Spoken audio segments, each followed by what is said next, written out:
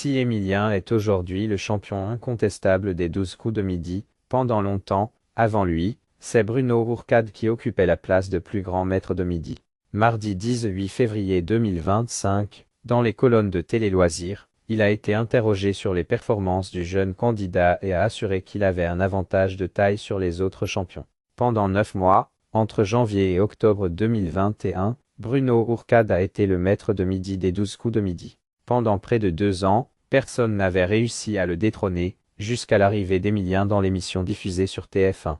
Aujourd'hui, le jeune candidat est devenu le plus grand champion de tous les jeux télévisés français avec plus de 500 participations dans le programme et une cagnotte qui affiche, en date du 18 février 2025, la somme impressionnante de 2 068 316 €. Le même jour, nos confrères de Télé Loisirs ont interrogé celui qui pointe donc à la 2e place des maîtres de midi. C'est un nombre impressionnant, a-t-il déclaré dans un premier temps en évoquant le nombre de participations d'Emilien.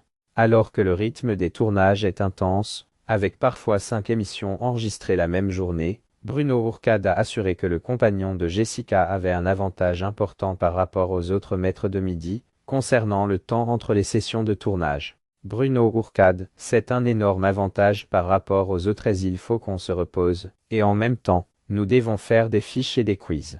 Emilien, comme moi, j'ai l'impression qu'on y consacre toute notre énergie, a déclaré celui qui était surnommé Fifou Dingo par Jean-Luc Reichmann. S'il estime donc qu'Emilien passe beaucoup de temps à réviser, il a assuré que d'autres champions ne peuvent pas se permettre cela. Je pense à Eric, qui a un travail, 2 enfants et une compagne, a-t-il souligné alors qu'il a perdu son travail quelques mois après son arrivée dans l'émission.